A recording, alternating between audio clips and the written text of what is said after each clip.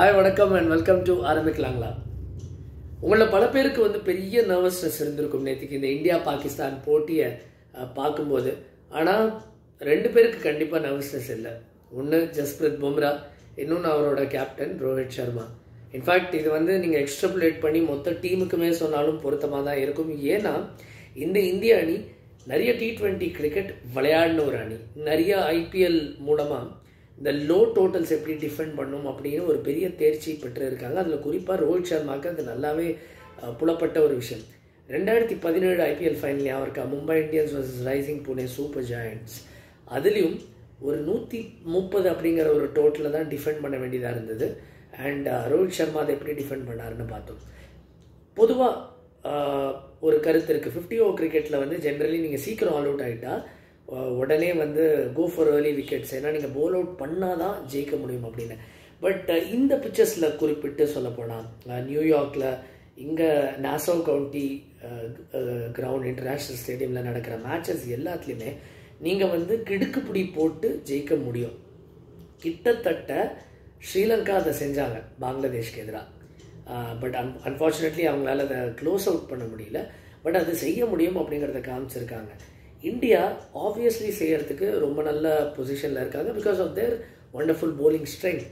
And 120 ஒரு பார் total, ரொம்ப அதிகமான ஒரு ஸ்கோரும் இல்லை, ரொம்ப குறைவான ஸ்கோரும் இல்லை. பட் இந்தியா என்ன விஷயத்தை கிளவராக பண்ணாங்க அப்படிங்கிறத பார்க்கும்போது சித்தார்த் முங்கா ESPN கிரிக்கெட் போல் அதை கரெக்டாக குறிப்பிட்டு சொல்லியிருந்தாங்க. பும்ராவோட ஓவர்ஸை அவசரப்பட்டு யூஸ் பண்ணணும். ஆரம்பத்திலே அப்ஃப்ரண்ட் வேஸ்ட் பண்ணியிருக்கலாம், அதை பண்ணலை. எப்படி யூஸ் பண்ணாருன்னு பார்ப்போமே. ஜஸ்பிரித் பும்ராவை 3வது ஓவரில் பயன்படுத்தினார். அதுக்கப்புறம் 5வது ஓவரில் 3வது ஓவர்லேயே முகமது ரிஸ்வான் அவுட்டாக இருக்க வேண்டியது. சிவம் தூபே ஒரு சிம்பிள் சான்ஸை மிஸ் பண்ணார் லாங் லெக்கில். அதுக்கப்புறம் 5வது ஓவர் போட்டார். 2 ஓவர் 9 ரன் தான் கொடுத்துருந்தார். அதிலே ஒரு விக்கெட்டும் எடுத்திருந்தார் ஜஸ்பிரித் பும்ரா. இதுக்கப்புறம் பார்த்தீங்கன்னா அந்த அந்த ஹோல்டிங் பேட்டில் தான் நடந்துகிட்டு இருந்துச்சு. இந்தியா டெஸ்பரேட்டாக ரன்ஸ் லீக் பண்ணாமல் பார்த்துக்கிட்டு இருந்தாங்க. ஏன்னா அவுட்ஃபீல்ட் பெருசு, பிகர் பவுண்டரிஸ், அண்ட் பாகிஸ்தான் எக்ஸ்ட்ராவகண்ட்டாக எந்த பெரிய ரிஸ்க்கும் எடுக்காத பட்சத்தில் இந்தியா அந்த ஹோல்ட் ஃபார் ஹோல்ட் பேட்டில் அப்படின்னு சொல்லுவாங்க. நீங்கள் எதுவும் எக்ஸ்ட்ராவகண்ட்டாக பண்ணாமல் சிம்பிள் லைன்ஸ் அண்ட் லெங்க்ஸ் போடணும். அதுதான் மறைந்த ஷேன்வான் அவர்கள் ரொம்ப அழகாக ஒரு கருத்து சொல்லியிருந்தார். நீங்கள் அட்டாக்கிங் போலிங் போடும்போது டிஃபென்சிவ் ஃபீல்ட்ஸ் வைக்கணும், டிஃபென்சிவ் போலிங் போடும்போது அட்டாக்கிங் ஃபீல்ட்ஸ் வைக்கணும் அப்படின்னு. இந்த அவுட்ஃபீல்டில் ஃபீல்ட்ஸ் செட் பண்ணுறது ரொம்ப ரெகுலேஷனான விஷயம். அதான் பும்ரா சொல்லியிருந்தார் லேட்டர் ஆன். ஈஸியாக டெம்டேஷன் இருந்திருக்கும், ஏதாவது கொஞ்சம் எக்ஸ்ட்ராவாக ஃபுல்லாக போட்டு பந்து பயங்கரமாக மூவ் ஆகுதா, ஏரில் பெரிய ஸ்விங் இருக்கா, இந்த மாதிரி டெஸ்ட் பண்ணி பார்க்கணும்னு. பட் நாங்கள் அந்த டெம்டேஷனை ரெசிஸ்ட் பண்ணோம். ஆல்சோ ஏன் இந்தியாவுக்கு இன்னும் கூடுதல் கிரெடிட்னா, டாஸ் இந்தியா ஜெயிக்கலை. அண்ட் இந்தியா போலிங் போடும்போது ஸ்கை கொஞ்சம் கிளியராக இருந்தது. அவ்வளோ க்ளவுட்ஸ் இல்லை, அவ்வளோ மூமெண்ட் இல்லை, ஏரில் அவ்வளோ ஸ்விங் இல்லை. லேட்ரல் மூமெண்ட் இருந்தது ஆஃப் த பிச், பட் அவ்வளோ ஸ்விங் இல்லை. பட் அப்படி இருப்பினும் இந்தியா அவங்களோட லைன்ஸ் அண்ட் லெங்க்ஸ் எந்த அளவுக்கு கரெக்டாக போடணுமோ அதை போட்டாங்க. அதுக்கு பும்ராவே ஒரு பெரிய முன்னோடி. லெங்க்த்தை அடிச்சுக்கிட்டு இருந்தார். அண்ட் பும்ராவோட போலிங்கில் நிறைய பேக் ஸ்விங், நிறைய இது இருக்கும், பேக் ஸ்பின் இருக்கும். இது டேமியன் ஃப்ளெமிங் முன்னாடி போடுவார், பந்தை இப்படி வருடி விடுவார். சம்டைம்ஸ் நீங்கள் எதிர்பார்த்ததை காட்டிலும் பால் இன்னும் கொஞ்சம் கூடுதல் ஃபுல்லாக இருக்கும். ஸோ அந்த மாதிரி ஒரு யூனிக் போலிங் ஆக்ஷன், ஒரு யூனிக் டிசிப்ளின் கொண்டவர் ஜஸ்பிரித் பும்ரா. ஸோ அப்படி ஒருத்தர் இருக்கும்போது நீங்கள் எப்போனாலும் கேமில் திரும்பி வர முடியும்.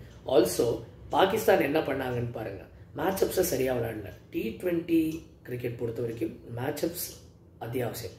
இமாத் வசிம் ஃபார் எக்ஸாம்பிள் 16வது ஓவர் அக்சர் பட்டேல் போடும்போது அவரை அடிக்க ட்ரை கூட பண்ணலை. இன்ஃபேக்ட் அக்சர் பட்டேல் இவர் லெக்கில் வீசுவார், பவுண்டரிக்கு போவார்னு சொல்லிட்டு அவுட் சைட் ஆஃப் வைடாக போட இவர் தட்டி சிங்கிள் எடுக்கிறதுல கண்டென்ட்டாக இருந்தார். அதோட விளைவு என்ன ஆச்சுன்னா, பின்னாடி வர 4-5 ஓவரில் ப்ரெஷர் கூடிக்கிட்டே போச்சு. அண்ட் அந்த கண்டிஷன்ஸில் நீங்கள் 6 ரன்னுக்கு மேலே எடுப்பது ரொம்ப ரொம்ப கடினமான விஷயம். அதை பாகிஸ்தான் ரியலைஸ் பண்ணாங்க the hard way. And Jasprit Bumrah வந்தவுடனே என்ன பண்ணார், அவரும் அதே லைன் அண்ட் லெங்க், அதே good length, just marginally fuller, அவ்வளோதான். ரொம்ப ஃபுல்லாக டிரைவிங் லெங்க்த்லலாம் போடலை. பாகிஸ்தானுக்கு இன்ஃபேக்ட் எக்ஸ்ட்ராவகண்ட்டாக ஷாட்ஸ் அடிக்கிறதுக்கு ரிஸ்க் எடுத்த ஒரே ஆள் நசீம் ஷா. அது கடைசி ஓவரில் அந்த மாதிரி ஷாட்ஸ்லாம். By then it was too late. But பும்ராக்கு கிரெடிட் என்னென்னா, also credit to someone like Hardik Pandya. அவரோட போலிங் எபிலிட்டியும் வந்து அவரோட போலிங் ஃபார்ம் ரொம்ப மெருகேறி இருக்குது. அந்த ஸ்லோவர் ஷார்ட் பால்ஸ் போட்டாங்க அண்ட் மெயினாக அவங்க ஃபீல்டுக்கு போட்டாங்க. இது வந்து சொல்லுவது ரொம்ப சுலபம், ஆனால் வந்து நீங்கள் அந்த மாதிரி ஒரு லோ டோட்டல் டிஃபெண்ட் பண்ணும்போது எக்ஸ்டர்னல் நாய்ஸ் இவ்வளோ இருக்கும்போது ஒரு ஹை ப்ரெஷர் கேமில் அந்த டிசிப்ளின் மெயின்டைன் பண்ணுறது வந்து இது ஓவர் நைட்டில் வருவது இல்லை, இயர்ஸ் அண்ட் இயர்ஸ் ஆஃப் எஃபர்ட்டோட ஒரு விளைவு தான். இன் கான்ட்ராஸ்ட் இந்தியாவோட பேட்டிங்கே பாருங்களேன், 80 ரன் 10 ஓவரில் எடுத்தாங்க இந்தியா. அதுக்கப்புறம் தடம் புரண்டது நடக்கும். சில சமயம் ஒரு குட்டி கொலாப்ஸ் இந்த மாதிரி பிச்சில் நடக்கும்போது அது பெரிய கொலாப்ஸ்க்கு வழிவகுக்கும். ஆனால் ரிஷப் பந்த் ஆடின விதத்தை பாருங்கள். நெட்ஸ்லே அவரை பார்த்தவங்க எல்லாருமே சொல்கிறாங்க, அவர் ஆரம்பத்தில் நிறைய ரைட் ஹேண்டில் பேட் பண்ணுறாரு, நிறைய ஸ்விட்ச் ஹிட் அடிக்கிறார், ரிவர்ஸ் ஹிட் அடிக்கிறார், அந்த ஃபாலிங் ஸ்கூப் ஷாட்ஸ் அடிக்கிறாரு. இது எல்லாமே ஏதோ ஒரு பொழுதுபோக்குக்கு பண்ணால் அது எல்லாமே நேற்றுக்கு மேட்ச்சில் கொண்டு வந்தார் வந்து. ஸோ இந்த மாதிரி கண்டிஷன்ஸில் நீங்கள் கொஞ்சம் அன்ஆர்த்தடாக்ஸ் ஆங்கிள்ஸை நல்லா பிக் பண்ணி ஆடணும். அண்ட் அந்த வகையில் இந்தியாவோட T20 கிரிக்கெட்டர்ஸ் வந்து R well and truly in with the times, single இருக்காங்க. பட் பாகிஸ்தான் அன்ஃபார்ச்சுனேட்லி இன்னமும் ஒரு 50 ஓவர் கிரிக்கெட்டோட ஒரு அப்ரிஜ்டு வெர்ஷன் மாதிரி தான் T20 கிரிக்கெட்டை ஆடிக்கிட்டு இருக்காங்க. அது பத்தாது குறிப்பிட்டு சொல்லப்போனால் இந்த கண்டிஷன்ஸில். ஸோ இப்படி இருக்கிற ஒரு நிலைமையில் பும்ரா மாதிரி ஒரு போலர் பேக் ஹெண்டில் இவ்வளோ எஃபெக்டிவாக இருக்கிறது. அண்ட் ரோஹித் அவரை அவ்வளோ ஸ்மார்ட்டாக யூஸ் பண்ணார். அவரை கரெக்டாக பேக் ஹெண்டில் ஒரு 15வது ஓவர், ஒரு 19வது ஓவர், ஸ்டார்டிங்கில் 3-5 ஸ்டார்டிங்லுமே மேபி முதல் இப்போது ஹர்ஷ்தீப் சிராஜ் ஆரம்பத்துலேயே இன்னும் இன்சைசிவாக இருந்திருந்தா அப்போது ஒரு வேளை இன்னும் கூட பும்ராவை கொண்டு வரதை டிலே பண்ணியிருக்கலாம். பட் அது நடக்கலை. பட் அதுக்கேற்ற மாதிரி அடாப்ட் பண்ணிக்கிட்டாரு. இந்தியாவோட அந்த அடாப்டபிலிட்டி, இந்தியாவோட அந்த போலிங் ஸ்மார்ட்ஸ், டாக்டிக்கல் ஸ்மார்ட்னஸ், அங்கே தான் ரோஹித் சர்மா அண்ட் ஜஸ்பிரித் பும்ரா மும்பை இந்தியன்ஸ்க்கு நீண்ட காலம் விளையாடினதோட அதோட பே ஆஃப், அதோட பெனிஃபிட்டையும் பார்த்தோம். அண்ட் அது எப்படி உதவி புரிஞ்சுது அவங்க ஜெயிக்கும் போதுங்கிறது வந்து கண்கூட அமைஞ்சது. அதனால தான் இந்தியா வந்து definitely one of the teams to beat இந்த வேர்ல்டு T20. ஏன்னா இந்த கண்டிஷனில் கேரி கஸ்டன் சொன்ன மாதிரி இந்தியாவே 120 அடித்தாங்கன்னா நம்ம இன்னும் கவனமாக ஆடி இருக்கணும் அப்படின்னு பாகிஸ்தான் பற்றி சொல்லியிருந்தார் Gary Kirsten as the head coach. But இது எல்லா டீம்ஸ்க்கும் பொருந்தும்.